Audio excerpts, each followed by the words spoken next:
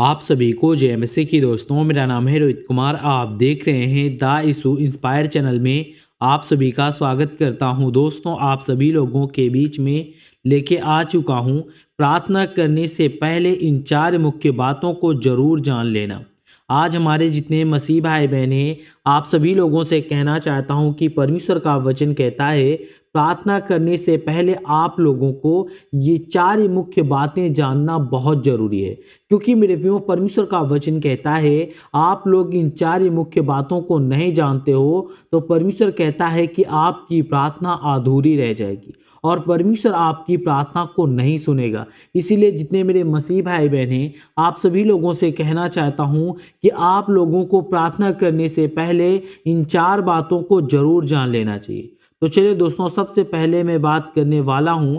यहाँ पे परमेश्वर का वचन कहता है, सबसे पहले लिखा हुआ है ईश्वर के साथ सही संबंध बनाना।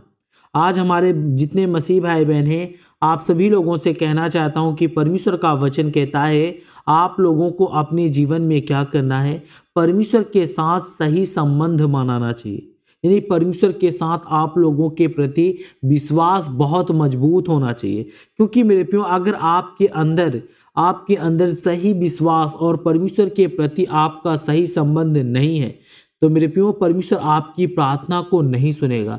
आपकी प्रार्थना को परमेश्वर अधूरा समझेगा और आप अपने जीवन में हमेशा निराश का सामना करोगे कि परमेश्वर हमारी विनती और हमारी ये प्रार्थना को नहीं सुनता है। तो मेरे प्रियो, यहाँ पे परमेश्वर का वचन कहता है, यहाँ पे लिखा हुआ है प्रार्थना का पहला और सबसे महत्वपूर्ण पहलू है कि हमारा संबंध परमेश्वर के साथ सही होना चाहिए। यदि हमारा हृदय शुद्ध है तो हमारी प्रार्थना प्रभावी होगी। मेरे प्रियो, यहाँ पे परमेश्वर का वचन कहता है प्रार्थना का पहला और सबसे महत्वपूर्ण पहलू क्या होता है, हमारा संबंध और परमेश्वर के साथ सही होना चाहिए। क्योंकि मेरे प्रियो, परमेश्वर का वचन कहता है जो हमारा संबंध होता है वो परमेश्वर के साथ हमें सही होना चाहिए। और यदि हमारा हृदय शुद्ध होता है तो परमेश्वर कहता है हमारी प्रार्थना प्रभावित होगी।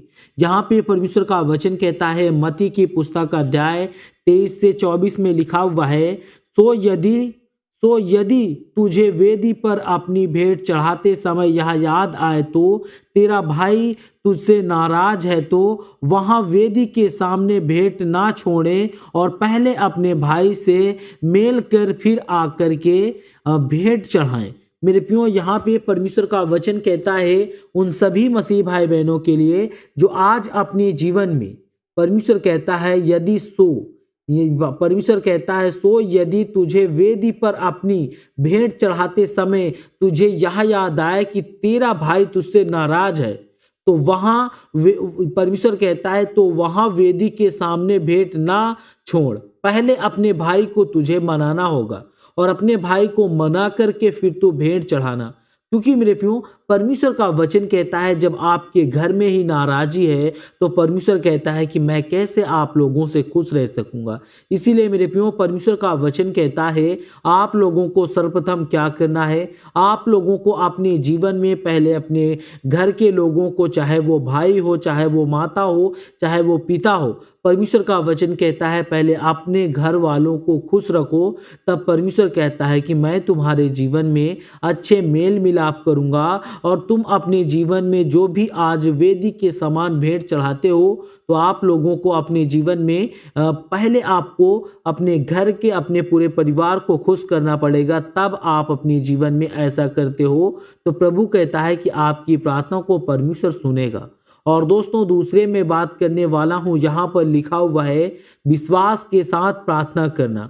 आज हमारे जितने मसीह भाई बहने, आप सभी लोगों से कहना चाहता हूं कि परमेश्वर का वचन कहता है आप लोगों को हमेशा विश्वास के साथ प्रार्थना करना चाहिए। हमें परमेश्वर से प्रार्थना करते समय विश्वास रखना चाहिए और वह हमारी प्रार्थना का उत्तर देगा। और बिना विश्वास के प्रार्थना, परमेश्वर कहता है बिना विश्वास के प्रार्थना करना व्यर्थ होता है। जितने मेरे मसीह भाई बहने, आप सभी लोगों से कहना चाहता हूं कि परमेश्वर का वचन कहता है हमें परमेश्वर से प्रार्थना करते समय विश्वास रखना और वह हमारी प्रार्थना का उत्तर परमेश्वर कहता है हमारी प्रार्थना का उत्तर देगा, और बिना विश्वास के प्रार्थना करना हमारे जीवन के लिए व्यर्थ होगा। और यहाँ पे परमेश्वर का वचन कहता है 21 में लिखा हुआ है, 22 में मत्ती की पुस्तक अध्याय में, और यहाँ पे परमेश्वर कहता है और जो कुछ तुम प्रार्थना में विश्वास करके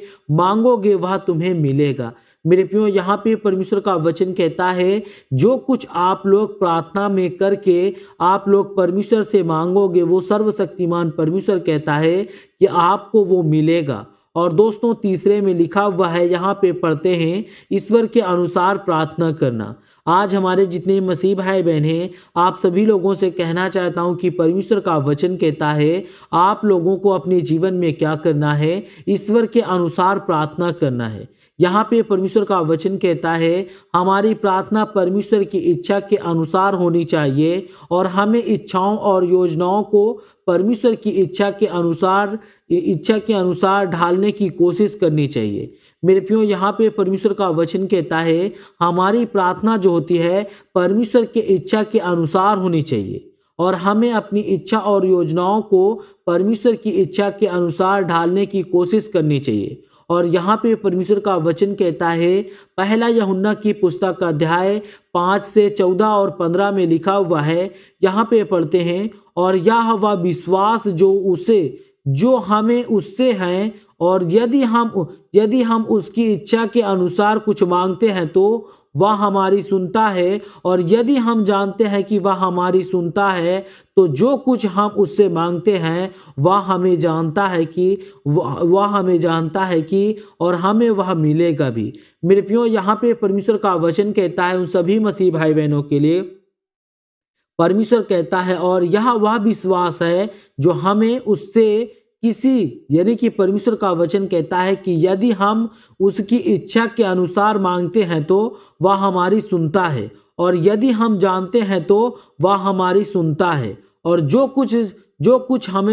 कुछ हम उससे मांगते हैं वह हमारे बारे में जानता है कि हमें अपने जीवन में किस चीज की हमारे जीवन में कमी है। दोस्तों, यहाँ पे परमेश्वर का वचन कहता है 4 में पढ़ते हैं, धैर्य रखना और निरंतर प्रार्थना करते रहना।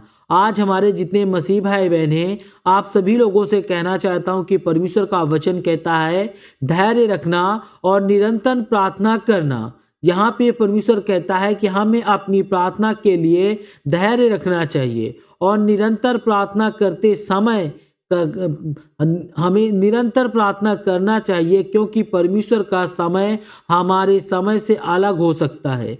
यहाँ पे परमेश्वर का वचन कहता है लूका की पुस्तक अध्याय 18 से 1 में लिखा हुआ है, और उसने यह दृष्टांत दिया है कि हमें प्रार्थना करनी चाहिए और हिम्मत नहीं हारनी चाहिए। मेरे प्रियो, परमेश्वर का वचन यहाँ पे कहता है कि हमें अपने जीवन में यह दृष्टांत बताता है कि हमें अपने जीवन में अपनी हिम्मत को नहीं हारना चाहिए, और परमेश्वर कहता है कि आपका हर एक काम सफल हो जाएगा। तो जितने मेरे मसीह भाई बहन हैं, आप सभी लोगों से कहना चाहता हूँ, God bless you all of you, आमीन। नेक्स्ट वीडियो मिलता हूँ दोस्तों।